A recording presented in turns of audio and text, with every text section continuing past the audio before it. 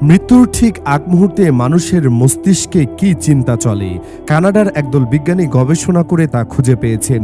মূলত Vancouver general হাসপাতালের একজন বিজ্ঞানী একজন মৃত্যু পথযাত্রী ব্যক্তির ইলেকট্রন অ্যান্ড ক্যাপাল ফিটেস্ট চলাকালীন সময়ে অপ্রত্যাশিতভাবে রেকর্ডিং করেন। মৃত্যুর ঠিক আগ মুহূর্তে মানুষ কি চিন্তা করে, মৃত্যুর আগে মানুষের মস্তিষ্কের এই কার্যক্রম প্রথমবারের মতো রেকর্ডিং করতে সক্ষম হয়েছেন বিজ্ঞানীরা।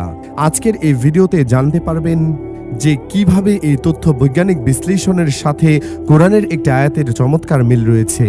তার আগে আপনি ভিডিওটি বিশ্বের কোথা থেকে দেখছেন তা অবশ্যই কমেন্ট করে জানাবেন এবং শেয়ার করে দিবেন।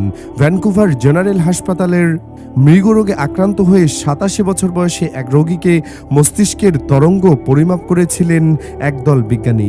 মস্তিষ্কের তরঙ্গ রেকর্ডিং চলাকালীন সময়ে হঠাৎ হৃদযন্ত্রের প্রতিক্রিয়া বন্ধ হয়ে মারা যান ওই রোগী, আর তার ফলেই সে ব্যক্তির মৃত্যু হয়। কিন্তু ইলেকট্রোএন্ডোগ্রাফি, সংক্ষেপে ইসিজি যন্ত্র দেখাচ্ছে যে তার নিঃশ্বাস ত্যাগ করার অন্তত 30 সেকেন্ড পর্যন্ত তার মস্তিষ্ক সচল ছিল। অর্থাৎ দেহের মৃত্যু হলেও মস্তিষ্কের মৃত্যু হয় 30 সেকেন্ড পর। আবার চমৎকারভাবে তথ্য পাওয়া যায় রেকর্ডিং পর্যালোচনা করে। বিজ্ঞানীরা দেখতে পান এ সময় ধরা পড়া মস্তিষ্কের তরঙ্গ সংকেত অবিকল স্বপ্ন দেখা বা স্মৃতিচারণ করার সাথে মিলে যায়। অর্থাৎ কোনো মানুষ যখন তার পুরো জীবনের স্মৃতিচারণ করে তখন যেমনটা হয় ঠিক তেমনি ঘটে। পবিত্র কোরআনের সূরা কিয়ামতে আল্লাহ তাআলা বলেন, তোমরা সেই ব্যক্তিকে যখন দেখতে পাবে মৃত্যু পথযাত্রী, তখন আমি তার এই দুনিয়ার শেষ পা এবং পরের জীবনের প্রথম পা একসাথে মিলিয়ে দেব। অর্থাৎ এটাকে ট্রান্সফার টাইম বলা হয়। কোরআন বলছে এই দুনিয়া থেকে পরের দুনিয়ায় গমনের পরবর্তী পর্যায়ে এমন একটি পরিস্থিতি তৈরি হয় যে মানুষের এই জীবনের অংশটা পরের জীবনের প্রথম অংশ দুটোই একসাথে কিছু সময়ের জন্য দেখতে পায়। অর্থাৎ পরকাল এবং বর্তমান জীবনের দুটোই কয়েক সেকেন্ডের জন্য মানুষ অনুভব করতে পারে। এটাকে ট্রান্সফার টাইম বলতে পারি আমরা। পবিত্র কোরআনের সূরা কিয়ামতে যেমনটা বলা হয়েছে, এই ট্রান্সফার টাইমে মানুষ মূলত পুরো জীবনের স্মৃতিচারণ করে, আর পরের জীবন যেটা তার কাছে নতুন, সেই নতুন জীবন সম্পর্কে সে পরিচিত হয়।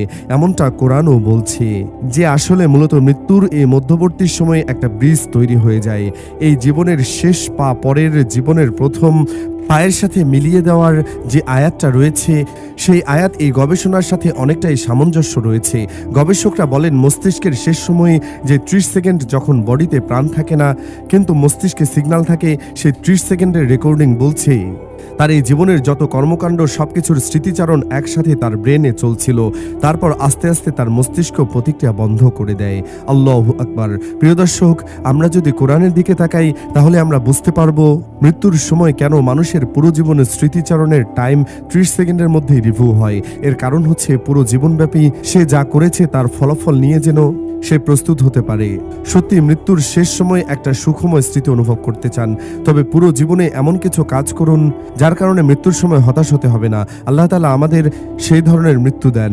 তো দর্শক, আজ এ পর্যন্তই। আবার দেখা হবে নতুন কোনো ভিডিওতে। ধন্যবাদ।